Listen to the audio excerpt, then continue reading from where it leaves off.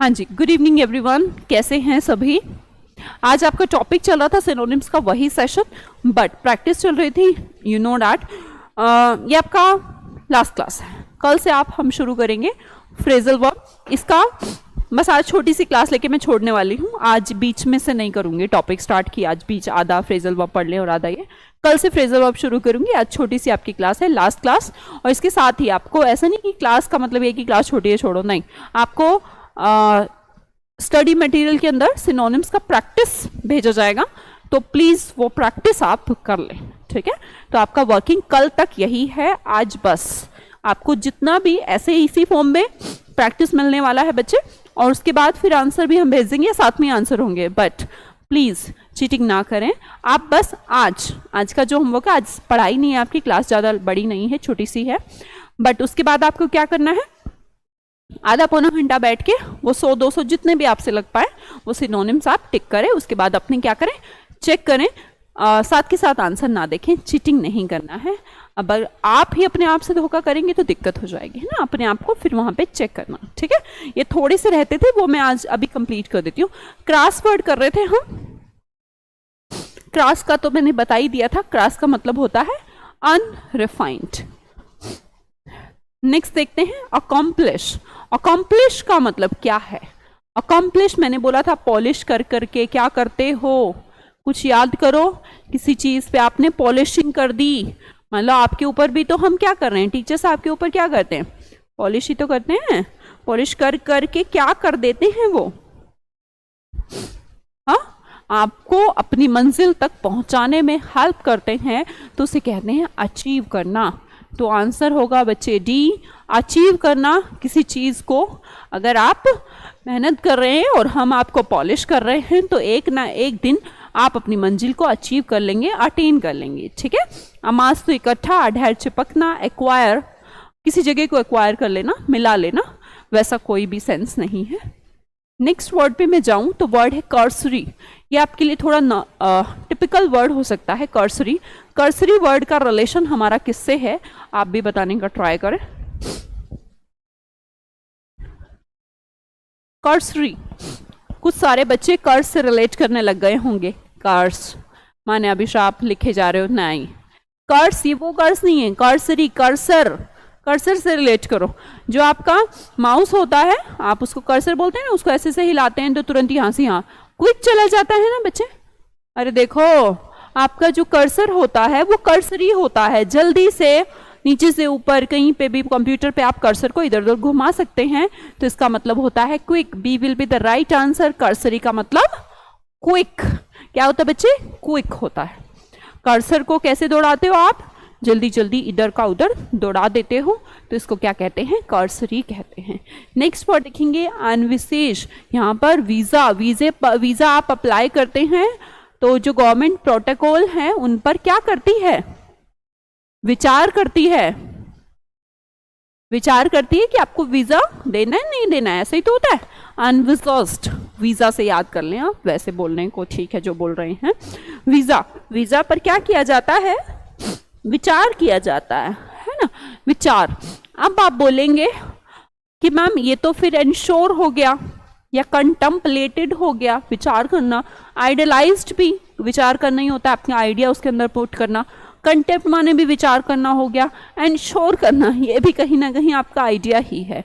But यहाँ पर आप देखेंगे तीनों वर्ड तो सिमिलर है, बट एक ही वर्ड है इमेजिन्ड, ये थोड़ा सा डिफरेंट है। अभी बोला गवर्नमेंट आपके वीजा के ऊपर विचार तो करती ही करती है, साथ में ये भी देखती है कि इसको वीजा दे दें, कहीं ये कोई ऐसी हरकत तो नहीं कर दे जो कुछ गलत हो, पता लगे आतंकवादी है, इंडिया ने वीजा दे दिया, आगे इंडिया में मुंबई ब्लास्ट कुछ कर दिया। तो वीजा इमेजिन्ड चीजें हैं, ऐसा हमें रिलेट करना है। वीजा इमेजिन्ड नहीं होता, वीजा असली चीज होता है।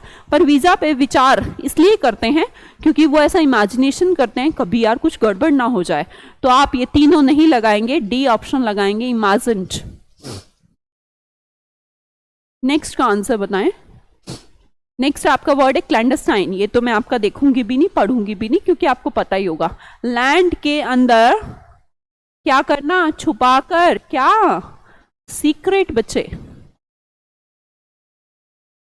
याद आया? तो क्लैंडस्टाइन का मतलब सीक्रेट, नॉट ऑकवर्ड, नॉट अगली, नॉट इनकंसिस्टेंट, इनकंसिस्टेंट जो लगातार ना हो, थोड़े टाइम करके थोड़ा टाइम बंद कर देना, उसे क्या कहा जाता है, इनकंसिस्टेंट। नेक्स्ट वर्ड देखेंगे, नेक्स्ट है हमारे पास रिसेंटमेंट, रिसेंटमेंट। रिसेंट का मतलब होता है बच्चे नापसंद। देखिएगा यहां पर किसी ने सेंट लगाया, दूसरे को रिसेंट हो गया, पसंद नहीं आया, कोई सेंट है दूसरे को पसंद नहीं आया कि बहुत ही गंदी स्मेल थी उसकी, नाक की बंद हो गई उससे, तो क्या बोलेंगे वो। अब होने को तो ये हो सकता है डिसएग्रीमेंट, आप ऐसा बोल सकते हैं, आपके दिमाग में भी आ रहा होगा, दे भी रहे हो आंसर। पर बच्चे रिसेंटमेंट नापसंद होता है, ठीक है, कई चीज हमें बुरी लगती है, अच्छी नहीं लगती, उसे हम रिसेंटमेंट कहते हैं। जैसे सेंट यहाँ पर अपने को पसंद आने की बजाय गंदा लग रहा है, तो क्या डिसएग्रीमेंट बोलेंगे उसको। ये जो आंसर आप डिसएग्रीमेंट लिखे जा रहे हो, क्या हम इसको डिसएग्रीमेंट बोलेंगे। एग्री और डिसएग्री, पसंद नापसंद नहीं होता।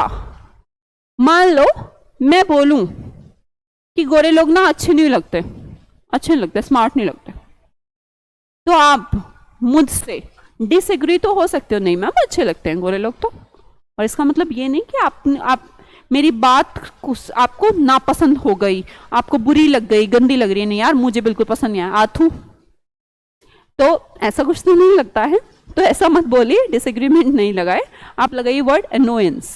जो चीज आपको अनोय करे, इरिटेट करे, बुरी लगे, वही तो आपको नापसंद हो गई। समझ में आई बात, मतलब समझ लीजिए। रिसेंटमेंट का मतलब अनोयंस, डिस्पैच और डिसमिस ये तो बहुत अलग वर्ड हो गए। नेक्स्ट वर्ड देखिएगा ऑब्ड्यूरेट, ड्यूरेट, ड्यूरेट मतलब ड्यूरेबल, जिसकी है ड्यूरेबिलिटी ज्यादा, तो जिसकी ड्यूरेबिलिटी ज्यादा है मतलब कि जो जितने लंबे टाइम तक क्या रह सकता है, अड़ सकता है, उस बंदे को आप क्या कहते थे, एडामेंट।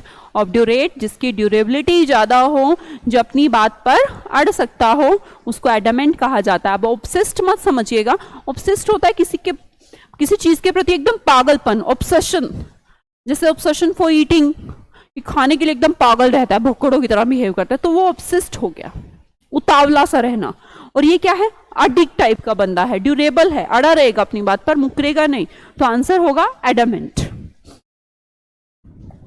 नेक्स्ट देखिए ऑब्सक्योर, सिखाया है क्या मैंने पता नहीं, बता देती हूं कैसा होता है। ऑब्सक्योर, कंफ्यूजन वर्ड सुने हो, ऑफस्केशन, चलो देख लो, एक वर्ड है बच्चे कंफ्यूजन, लिख भी लीजिएगा। अब इसमें क्या फंस गए हैं, यहाँ पर फंस गए हैं इसलिए कंफ्यूज हो गए, पसंद मतलब जानते ही नहीं आप, उस क्वेश्चन आपको समझ ही नहीं आ रहा, तो कंफ्यूज से याद रखिए ऑफस्केशन। अब फंस गए, कैट फंस गई, इसमें भी फंस है, इसमें भी फंस है, तो ये कंफ्यूजन माने ऑफस्केशन। अब ऑफस्केशन याद हुआ तो ओबी को उठाइएगा और वर्ड बना लिएगा ऑब्सक्योर, जिसको आप जानते ना हो, जो आपको समझ में नहीं आ रहा हो, थोड़ा अलग अलग सा बिहेव कर रहा हो, वहीं तो कंफ्यूजन क्रिएट होंगे। क्या इसे नेग्लेक्ट कह सकते हैं, नहीं। क्या पुराना कह सकते हैं, नहीं। ओकेजनल कह सकते हैं, नहीं। अननोन कह सकते हैं, कोई चीज अननोन है, आपके दिमाग में नहीं आ रही, तो हम बोलेंगे वो हमें कंफ्यूज हो गए हम।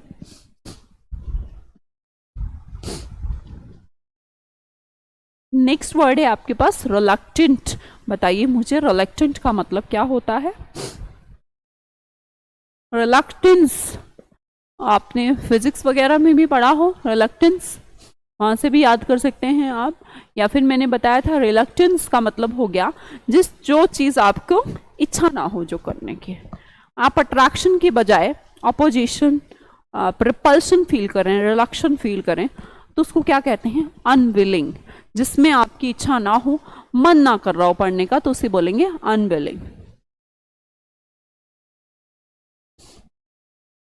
नेक्स्ट रिवलेशन, रेवलेशन कहाँ से बना, रेवलेशन, और रेवल से, रिवील नहीं है ये, कभी इसको रिवील पढ़ लो, रेवल से ही वर्ड बना। रेवलेशन किसी चीज को रेवल कर देना,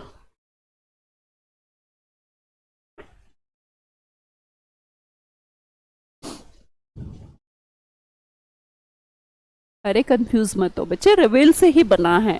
सोच रहे होंगे अब रेवलेशन नहीं है तो क्या है। रिवील करना, किसी चीज को उजागर करना, तो हम वही बोलेंगे डिस्क्लोज।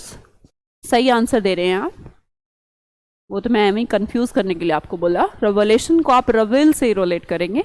रिवील, कंसील माने छुपाना, रिवील माने उजागर कर देना। तो रेवलेशन क्या कहलाया? किसी चीज का डिस्क्लोजर, जहां पर मुद्दा उजागर कर दिया जाए, पता लग जाए दूसरों को बात। पहले सीक्रेट थी, कंसील थी, अब क्या हो गई?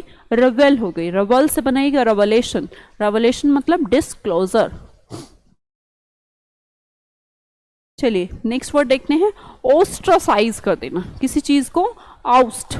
आउस्ट समझते हैं? चलिए छोड़िए। OUST सुना है? चलिए छोड़िए। OUT सुना है?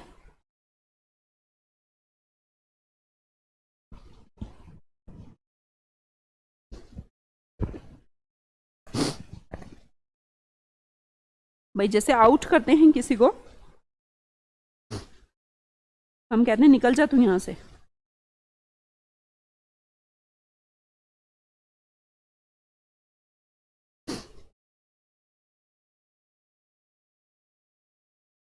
भाई किसी को ऑस्ट्रासाइज कर देना, आउट कर देना, निकाल देना। अब मे बी आपको इनमें से किसी की इंग्लिश ना आती हो, तो ऑस्ट्रासाइज, आउट कर देना, आउस्ट कर देना। बेटा इसका मतलब भी आउट होता है ना, ऐसा हटा के देख लोगे तो जो इसका मीनिंग है वो इसका मीनिंग है, जो इसका मीनिंग है वो इसका मीनिंग है, जो इसका मीनिंग है वो इसका मीनिंग है। बाहर निकाल देना, तो हम बोलेंगे बैनिश।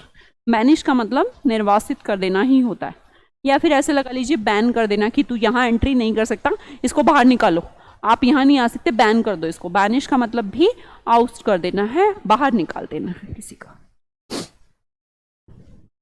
नेक्स्ट का आंसर दीजिएगा अपॉल्ड। अपॉल, अपॉल से याद करिए, जो आपको अपॉलिंग लगता है, अपीलिंग नहीं है ये। अभी अपीलिंग से रिलेट कर लो। एक तो अपीलिंग है, अपीलिंग मतलब अट्रैक्टिंग होता है ये भी अट्रैक्टिंग वाला सेंस तो नहीं, पर ऐसी कोई चीज जो आपको अपॉल कर दे, एकदम से खड़े की खड़े रह जाए आप, मुंह खुले का खुला रह जाए, तो उस सेंस में आप इसको यूज करते हैं, तो बोलते हैं शॉक्ड। डर नहीं, उदास भी नहीं, चेतावनी भी नहीं, शॉक्ड हो जाना, अपॉल। याद कर लीजिए, एकदम से पोल गिर जाए ऊपर से, तो आप ऐसा नहीं आपको पहले से पता था पोल गिर रहा है तो डर जाओ, नहीं, आप एकदम से शॉक्ड हो जाते हैं कि क्या हो गया है। ऊपर से छिपकली गिर जाती है तब भी आप अपोल्ड हो जाते हैं, एकदम से शॉक। इम्बैसिलिटी, तोड़ लीजिएगा इम्बैसिलिटी को, इम प्लस बैसिलिटी। क्या होती है इम्बैसिलिटी?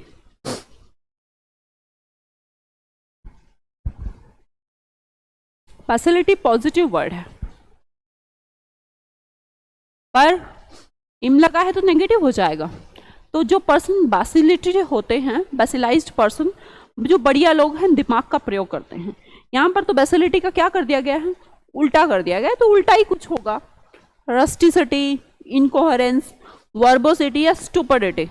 स्टूपिड, जो इंटेलिजेंट लोग हैं, जो बुद्धि का प्रयोग करते हैं, वो नहीं, उसका उल्टा इम्बैसल। इम्बैसल का मतलब है स्टूपिड। किसी को जब आप मूर्ख कहते हैं तो कहते हैं इम्बैसिलिटी। कॉल्यूजन, कॉल्यूजन सुना होगा, आप फिजिक्स पढ़े हो तो, मॉलिक्यूल्स कॉल्यूजन। याद आया?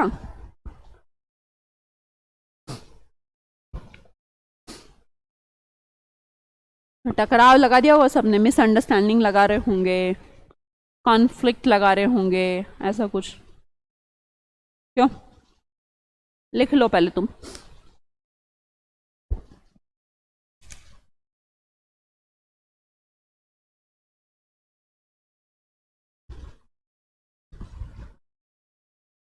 जो सोच रहे हो ये वो कॉल्यूजन नहीं है। हम जो गलत लगा रहे हो, जो मिसअंडरस्टैंडिंग लिख रहे हो, कॉन्फ्लिक्ट रख रहे हो, गलत हो गया। भाई कॉल्यूजन करते थे मॉलिक्यूल्स, तो वो आपस में एग्रीमेंट करते थे। सोडियम कहता था क्लोरीन से कि भाई तू मेरे पास एक एक्स्ट्रा पड़ा है, तू ले ले, तो अपना शेल कंप्लीट कर ले। तो वो कोल्यूजन इसलिए करते थे, एक दूसरे से इसलिए मिलते थे, टकराते थे, क्योंकि उनके बीच कोई एग्रीमेंट हो जाता था। तो बेसिक अगर वर्ड का सेंस निकालू तो होता है सीक्रेट एग्रीमेंट, जो कि आप गलत लगाए जा रहे हो सारे के सारे। हाँ चलो नेक्स्ट बताओ, हेजिटेट, ये तो आसान है।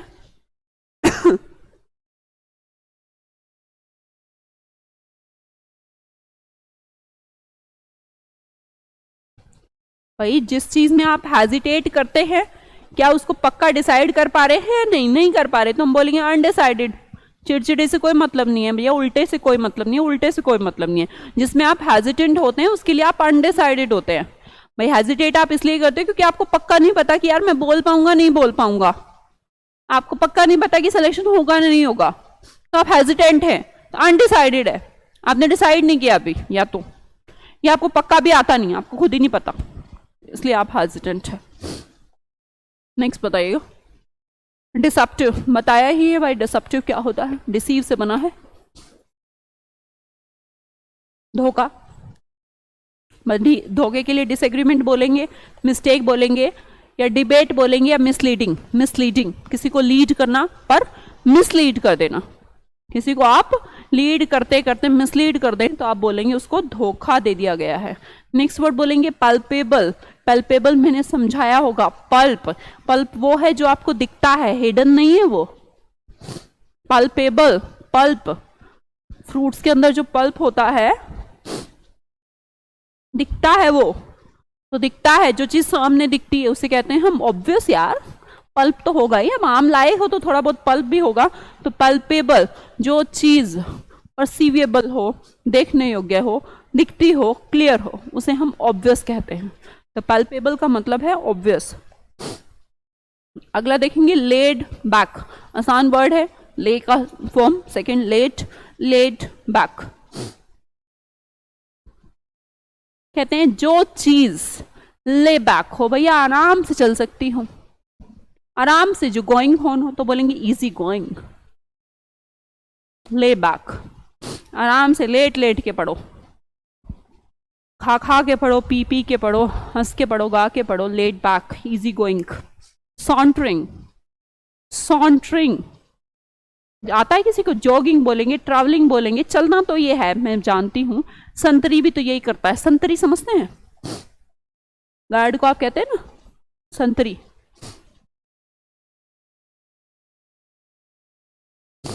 तो संतरी चलता है, इत्तेफाक से चारों के चारों वर्ड चलने के ही नजर आ रहे हैं मुझे। तो ये भी वॉकिंग है भैया, ये भी वॉकिंग है, ये भी वॉकिंग है, पर जो संतरी करता है ना गार्ड, वो स्ट्रोलिंग करता है, इधर उधर चलना, कभी इधर कभी उधर, कभी उधर कभी इधर। इस बिल्डिंग, ये पूरी बिल्डिंग का पहरेदार है, कभी इधर कभी इधर, ऐसे ही तो चलता है। तो ये ना तो मॉर्निंग वॉक कर रहा है ना नाइट वॉक, ये कर रहा है स्ट्रोल। आप देखिएगा पोम्पस, पोम्पस का मतलब है पोंपो, शादी में हुई पोंपो हम क्या बोलते हैं? ग्रैंडियोज, बढ़िया फंक्शन। ये तो याद ही होगा आपको, टिपिकल नहीं है। अब भाई आपके पास अभी मैं शीट डलवा रही हूँ, साथ में ही शीट अभी करिएगा। ये टाइम जो आपको मिला है, क्लास तो 20 ही मिनट की हुई ना, तो 40 मिनट बैठ के प्रैक्टिस करें, आंसर बाद में देखिएगा, पहले प्रैक्टिस करें, ठीक है? वादा करो 40 मिनट, ऐसे नहीं कि आज छुट्टी हो गई जल्दी चलो 20-25 मिनट की क्लास थी, नहीं, आप बैठ के वो 20-25 मिनट अपना पढ़िए। अब 20-25 मिनट में आप 50-100 कुछ तो लगा पाएंगे, 20 लगा पाओ चाहे, कोई दिक्कत नहीं है, बट पढ़ाई करें बैठ के, ओके? चलो अभी भेज रही हूँ मैं यहीं से।